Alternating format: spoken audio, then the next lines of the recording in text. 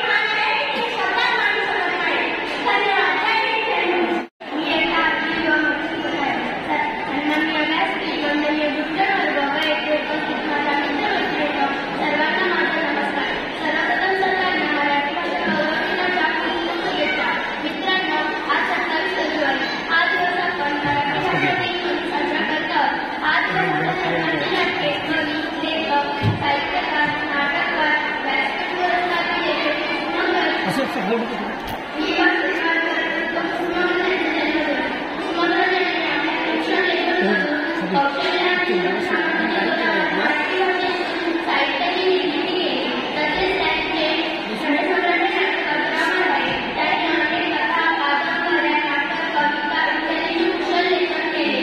त्यांनी विशाखा काव्यसंग्रह भारतीय साहित्यात ठरवलेले साहित्यभूषण ठरले आहे. आजच्या पिढीने मराठी भाषेचा गोडवा व सुगंध जाणून घ्यावी आणि मराठी भाषेचा जास्तीत जास्त उपयोग करून मराठी भाषेच्या प्रचार होऊन मराठी भाषेला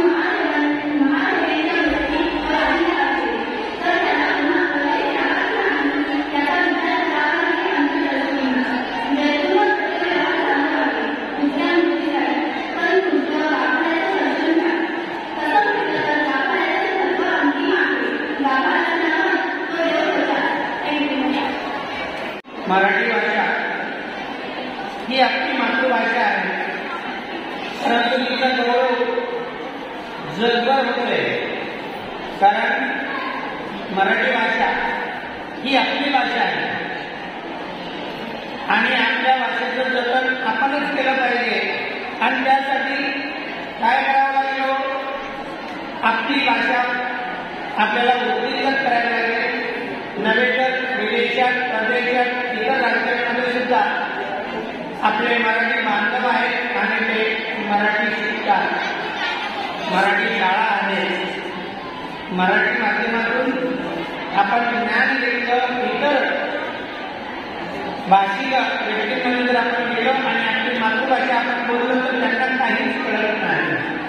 आणि म्हणून आपली मातृभाषा जी आहे ती नेहमी आपल्याला संकटाच्या वेळेस एखादी कट कारस्थान करायचं असेल त्यावेळेस ती मदत करत असते. आणि म्हणून आपण आपल्या या भाषेचं जतन केलं पाहिजे. आपल्या मराठी भाषेचं जतन करणारे सर्व संत महात्मे नव्हे तर महात्मा ज्योतिराव फुले, सावित्रीबाई फुले, डॉक्टर बाबासाहेब आंबेडकर यांनी इंग्रजीबरोबर आपल्या मराठी भाषेचं जतन केलेलं आहे. आणि आपण सुद्धा असंच पुढे या मराठी भाषेचं जतन करूया आणि या मराठी राजभाषेच्या दिनाच्या निमित्तानं आपल्या सर्वांना हार्दिक शुभेच्छा देतो आणि धन्यवाद. हे कोर्टाला त्यांनी पटवून दिलं आणि मुलांना आता कोर्टामध्ये सुद्धा महाराष्ट्र शासनाने मराठीमध्ये आर्ग्युमेंट जे आहे, जे काही आपलं बोलणं आहे, जी काही चर्चा आहे ती मराठीमध्ये करण्याची परवानगी दिलेली आहे. ही एक आनंदाची गोष्ट आपल्याला बघायला मिळेल. असो तर या कार्यक्रमाच्या निमित्ताने पुन्हा एकदा काही सुंदर अशा रांगोळ्या सुद्धा मुलींनी काढलेल्या आहेत. कमी वेळ दिला गेला तरी सुद्धा चांगल्या रांगोळ्या काढलेल्या आहेत. त्यानंतर पोस्टरही सुंदर चांगले बनवलेले आहेत.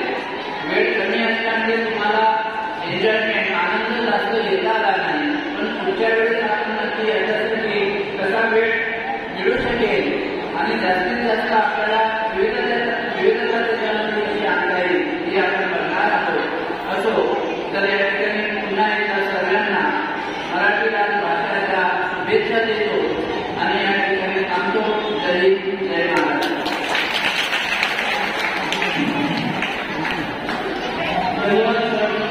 त्यानंतर या कार्यक्रमाचा आधार स्वाती देशपांडे यांना विनंती करतो.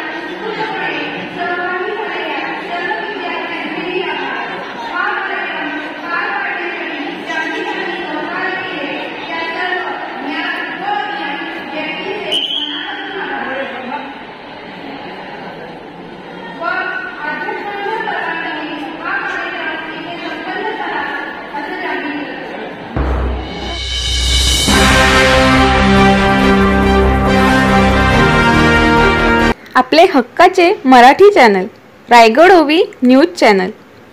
सदैव आपल्यासोबत रायगड ओवी न्यूज चॅनल। नेहमी पाहत रहा, लाईक करा, सबस्क्राईब करा आणि बेल आयकॉनवर क्लिक करायला विसरू नका।